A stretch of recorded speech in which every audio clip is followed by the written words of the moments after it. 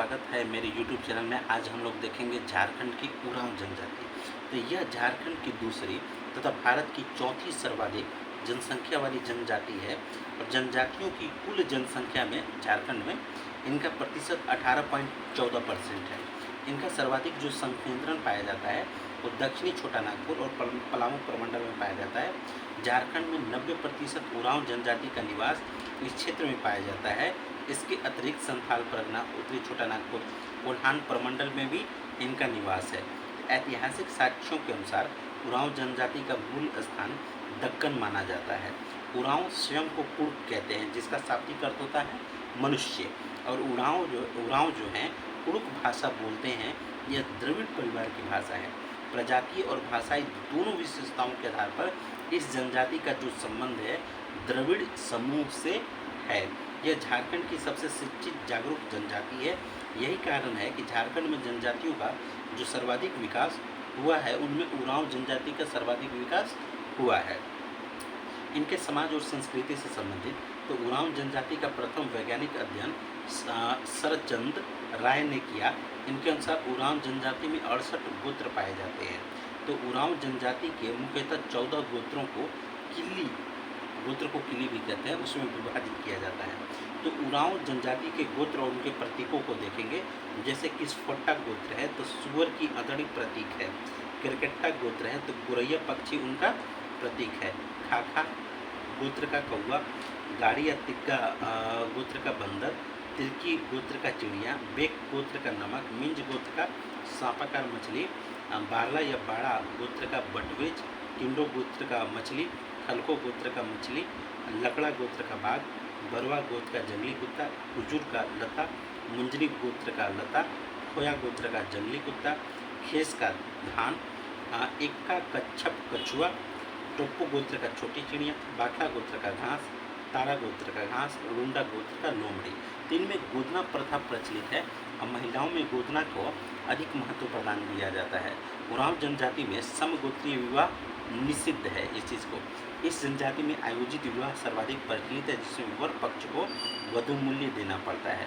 इस जनजाति में सेवा विवाह की प्रथा प्रचलित है, जिसके अंतर्गत भावी वर कुछ समय तक भावी वधु के परिवार की सेवा करता है। इस जनजाति में विधवा विवाह का भी प्रचलन है।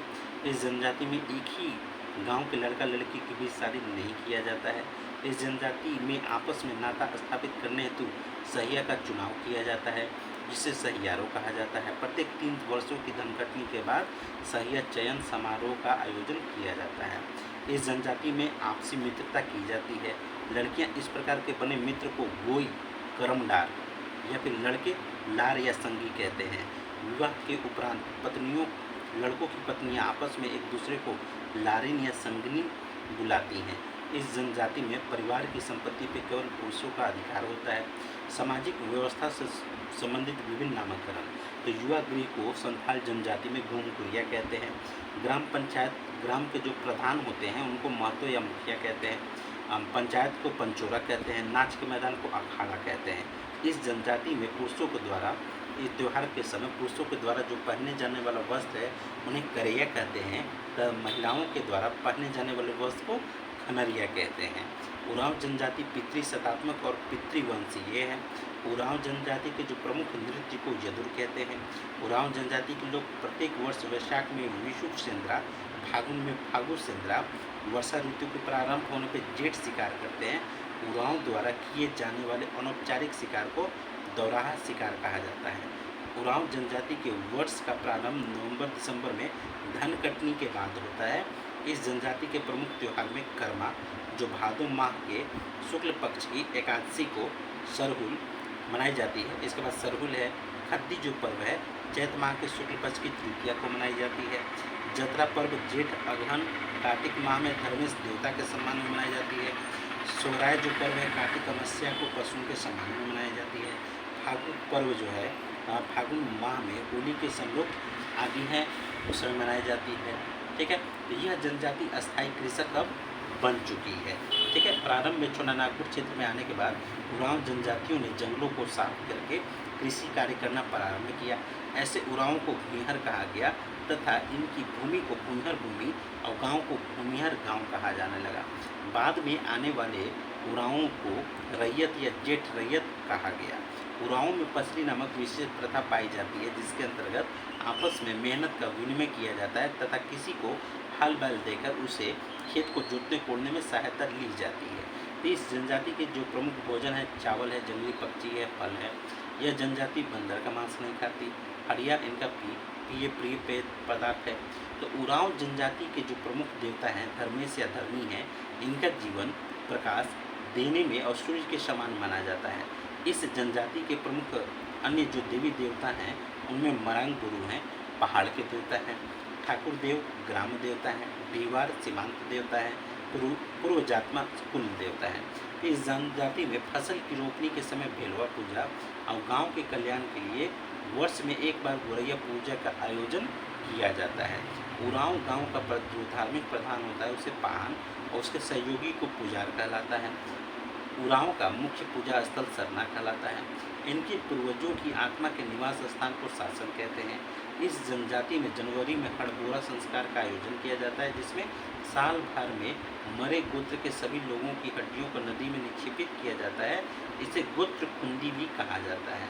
मान्यता है कि हड़बोरा संस्कार के बाद उनकी आत्मा पूर्वजों की आत्मा से मिलती है, जिसे कोहा बेंजा कहा जाता है। उरांव तांत्रिक और जादुई विद्या में विश्वास करते हैं। इस जनजाति में जादू टोना करने वाले व्यक्ति को माटी कहा जाता है। उरांव जनजाति में शव को समांतर दाह संस्कार किया जाता है। ईसाई उरांव के शव को अनिवार्यतः दफनाया जाता है। इनके सभी क्रियाक्रम ईसाई परंपरा के अनुसार किए जाते हैं। यहाँ देख लीजिएगा कि धुनकुरिया जो एक युवा गृह है, जिसमें युवक युवतियों को जनजातीय रीति रिवाजों परंपराओं का प्रशिक्षण दिया जाता है। तो इसमें 10 से 11 वर्ष की आयु में प्रवेश मिलता है। विवाह होते ही इसकी सदस्यता समाप्त हो जाती है। धुनकुरिया में प्रायः सरहुल के समय 3 वर्ष में एक बार प्रवेश मिलता है और इसके लिए दीक्षा समारोह का आयोजन किया जाता है। धुनकुरिया में प्रवेश करने वाले सदस्यों की 3 श्रेणियाँ होती हैं। एक है पूना जोकर, प्रवेश करने वाले नए सदस्य। एक है मांझ जोकर, 3 वर्ष बाद। एक तथा कोहा जोकर होते हैं। इसमें युवकों के लिए जोंक एड़पा, युवतियों के लिए पेड़ एड़पा अलग अलग प्रबंध होता है। जोंक का अर्थ होता है कुमारा।